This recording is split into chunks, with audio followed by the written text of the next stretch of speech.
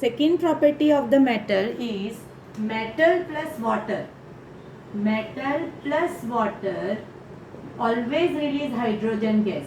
Okay water अगर हमने लिया, वाटर मतलब या तो वो कोल्ड हो सकता है या तो हॉट हो सकता है, तो हमें मिलेगा मेटल हाइड्रोक्साइड. क्या मिलेगा हमें? Metal hydroxide plus hydrogen. Hydrogen is always Ivan.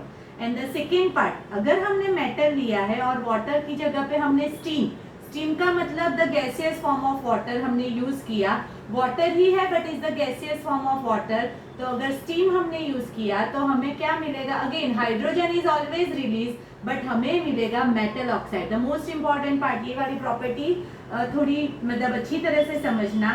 ठीक है, हमारे पास जितने भी हाई रिएक्टिव मेटल है जैसे पोटेशियम, सोडियम, कैल्शियम तक, वो तीन मेटल जो है वो कोल्ड वाटर से रिएक्ट करेगी.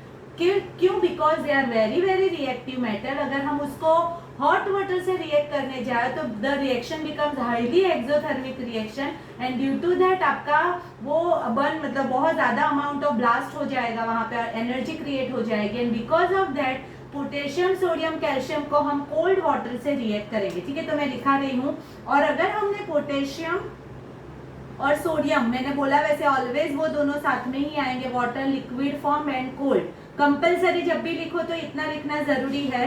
तो it forms metal hydroxide plus hydrogen gas और plus heat is also evolve. यहाँ पे हीट इज ऑल्सो इवॉल्व मतलब the reaction itself is the exothermic reaction and because of that the heat is evolved during this reaction. अगर हमने cold water लिया then also same आपका potassium sodium भी होगा liquid form of water and cold water हमने लिया तो आपका क्या फॉर्म होगा? NaOH plus hydrogen is always release and heat is also release. Okay, calcium लिया देन ऑल्सो वो हम कोल्ड वाटर से ही रिएक्ट करेंगे. हम कोल्ड वाटर से रिएक्ट करने के बाद जब हम कैल्शियम हाइड्रोक्साइड बनाएंगे तब हाइड्रोजन इवॉल्व होगा यहाँ पे but the reaction is not so much exothermic कि यहाँ पे हीट इवॉल्व हो, मतलब यहाँ पे हीट नहीं बन रही है, ये भी ध्यान रखना है. मैग्नीशियम अगेन हम उसको कोल्ड वाटर और हॉट वाटर दोनों से रिएक्ट कर सकते हैं. ठीक है, मैं यहाँ पे कोल्ड लिख रही हूँ और नीचे हम हॉट वाटर भी लिख सकते हैं. दोनों से we can react the magnesium metal. अगर वो कोल्ड वाटर से रिएक्ट कर रहा है तो it forms MgOH twice plus hydrogen और अगर वो हॉट वाटर से रिएक्ट कर रहा है तो वो it forms magnesium oxide plus hydrogen. कोई हीट अभी प्रोड्यूस नहीं होगी बट आफ्टर मैग्नीशियम जितने भी रिएक्शन है, जितने भी मेटल, मैग्नीशियम के बाद है वहां देखो एल्यूमिनियम, तो एल्यूमिनियम ऑलवेज हॉट वाटर से रिएक्ट एल्यूमिनियम आपका हॉट वाटर से रिएक्ट करेगा. तो एल्यूमिनियम, मैग्नीशियम, एल्यूमिनियम आप बहुत ज्यादा अमाउंट ऑफ हॉट वाटर लोगे तो आप स्टीम भी लिख सकते हो यहाँ पे. तो मैं यहाँ पे हॉट वाटर नहीं लिखूंगी, नाउ ऑनवर्ड्स हम उसको स्टीम में लिखेंगे. मतलब हॉट वाटर से, सॉरी हमने यहाँ पे मैग्नीशियम को कोल्ड वाटर लिखा था ना, it is not cold water, हम हॉट वाटर से रिएक्ट करेंगे, यहाँ तक ही कोल्ड वाटर आएगा. और अगर हमने लिक्विड की जगह पे उसको स्टीम से यूज कर सकते हैं, स्टीम से भी हम उसको रिएक्ट कर सकते हैं.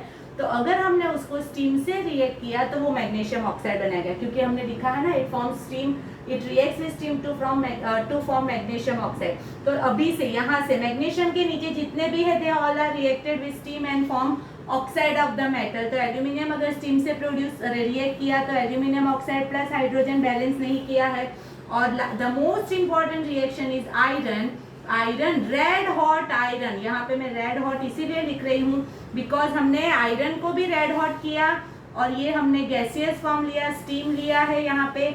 उसको अगर हमने स्टीम से रिएक्ट किया तो वो हाइड्रोजन प्रोड्यूस करेगा और आयरन 2,3 ऑक्साइड Fe3O4 जो ऑलरेडी मैंने आगे समझाया, आयरन 2,3 ऑक्साइड आपका रिलीज होगा.